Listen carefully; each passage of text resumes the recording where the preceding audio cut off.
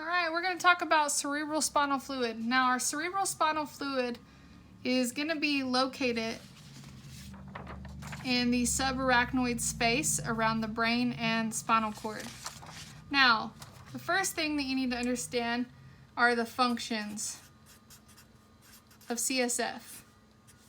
Basically, it's going to maintain an ion environment. So when we talk about ionic environment, that's going to be sodium and potassium. So we can have plenty of ions for depolarization and repolarization. Okay, it also is going to remove waste from the CNS. And it's going to be a protective layer.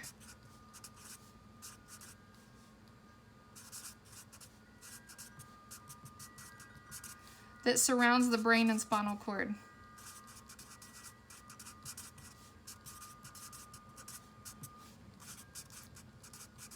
Basically, your spinal cord and your brain is literally just going to be floating around in the subarachnoid space. Now, when we talk about CSF, it is going to be produced by a special structure called the choroid plexus. The word plexus means interweaving, but these are going to be small capillaries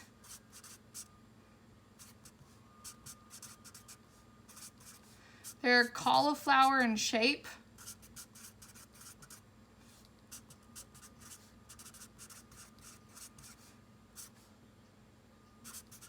That come off the pia mater and produce CSF. And so technically, if we wanted to, we could draw it on here. We could draw a little cauliflower coming off of the pia mater and then say that this is the choroid plexus. You could write that in. Small cauliflower-like masses, choroid plexus, are producing CSF. We just added that in there. Now, when we talk about cerebral spinal fluid, we need to know their locations. So, cerebral spinal fluid locations.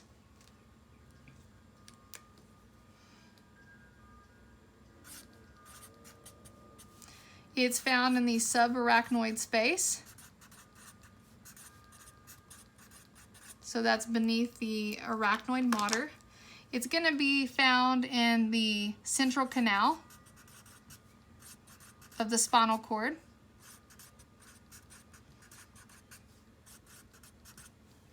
But it's also going to be located in ventricles.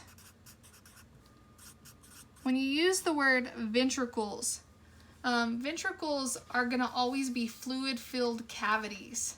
So we do have fluid-filled cavities or hollow cavities that are going to be inside of the brain.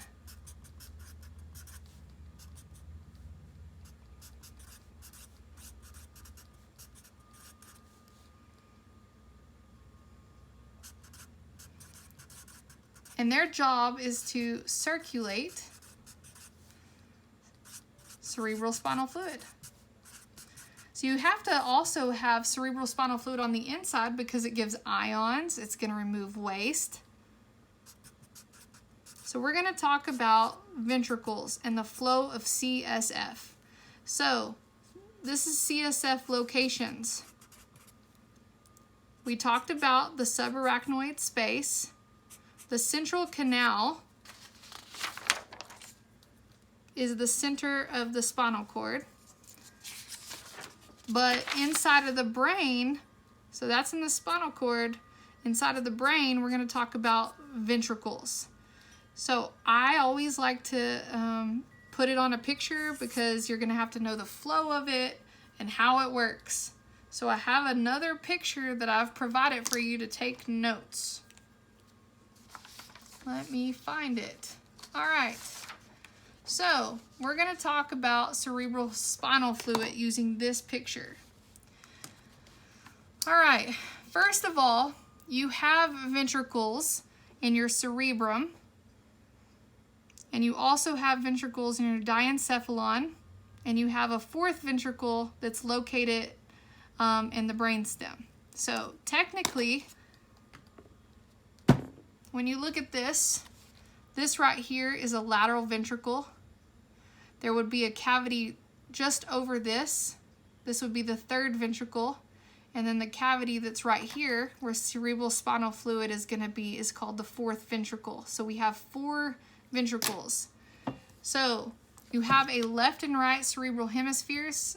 So these are called lateral ventricles. Your first ventricle is on the left side. The second ventricle is on the right side, but those are called lateral ventricles. So first and second ventricle.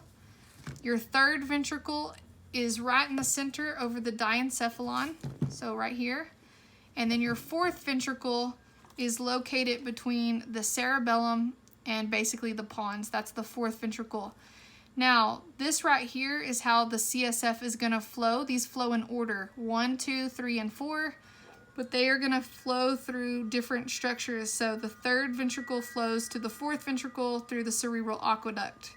The word for in between is inter.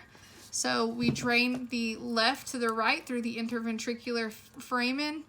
And then we have a foramen that goes from the third ventricle to the fourth ventricle. So this is a very good picture of this.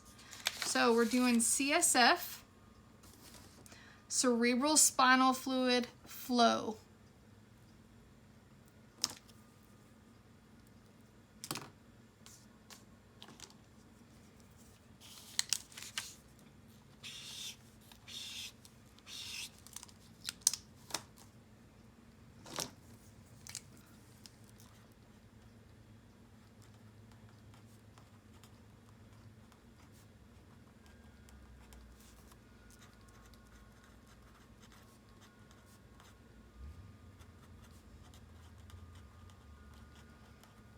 It is located within ventricles of the brain. So I'd like to first start by labeling my ventricles.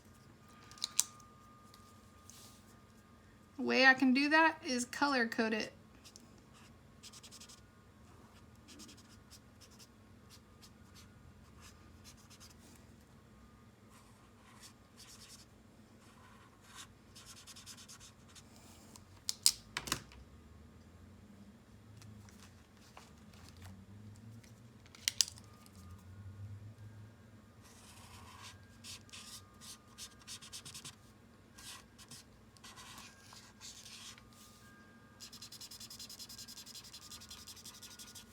The largest ventricles are in the cerebrum. There's 2 cerebral hemispheres.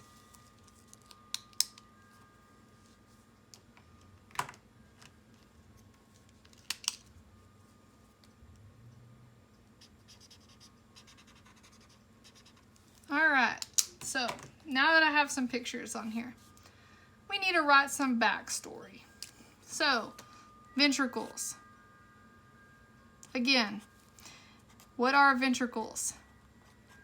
Ventricles are fluid-filled cavities. Anything that's fluid-filled in the body, even the heart has ventricles, but since we're talking about the brain, these are fluid-filled cavities in the brain that circulate CSF. Now, you always start with your lateral ventricles. There's 2 cerebral hemispheres.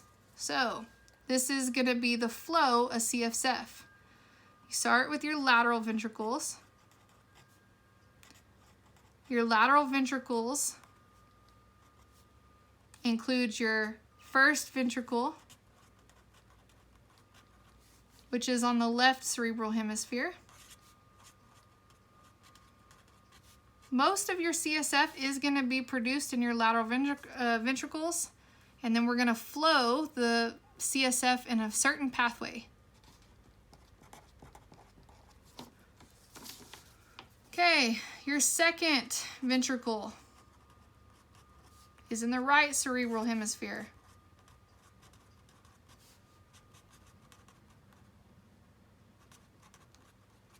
So, this would be your first cerebral hemisphere, this yellow, and your second cerebral hemisphere is in the right, so the left and the right.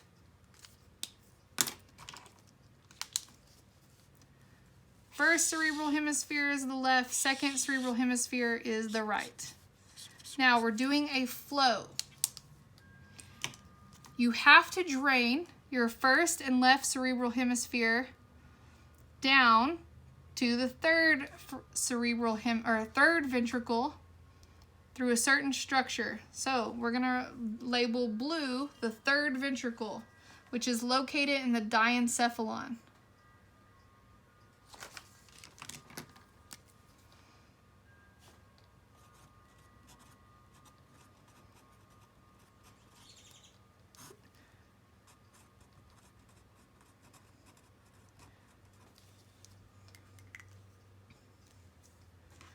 And your fourth ventricle is going to be located between the cerebellum and the pons.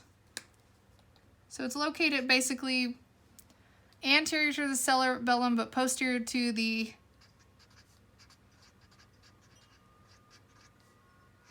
brainstem.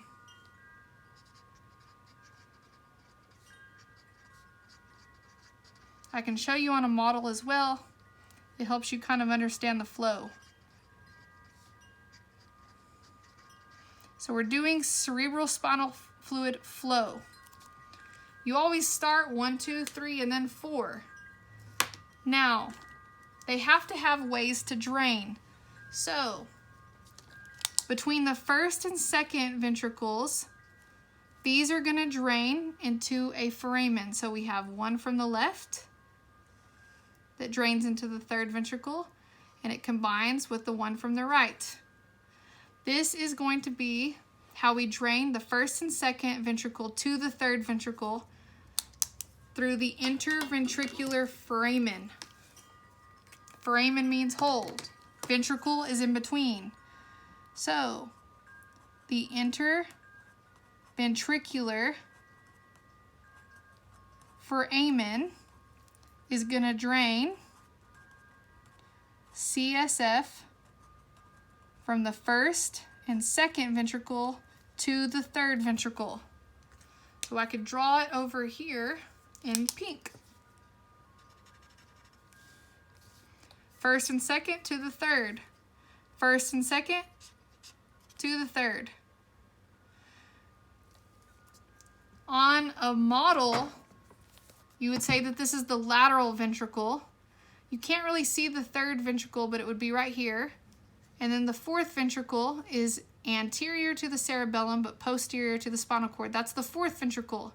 So to drain the third ventricle, which is in the diencephalon, to the fourth ventricle, you're going to use this little aqueduct called the Cerebral Aqueduct. That's what drains the third ventricle to the fourth ventricle. The Cerebral Aqueduct.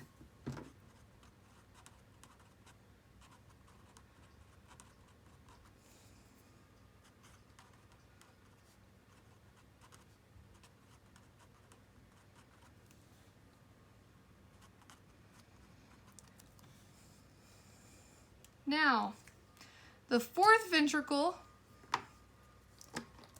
is going to continue to be drained, but we know that the brain stem is connected to the spinal cord. So the fourth ventricle is going to drain, and then it goes into the spinal cord, into the central canal. This would be connected. The center of the spinal cord, the central canal, is connected to the fourth ventricle, and CSF is going to continue to flow down the spinal cord. So we can draw another pink it is drained down to the central canal of the spinal cord.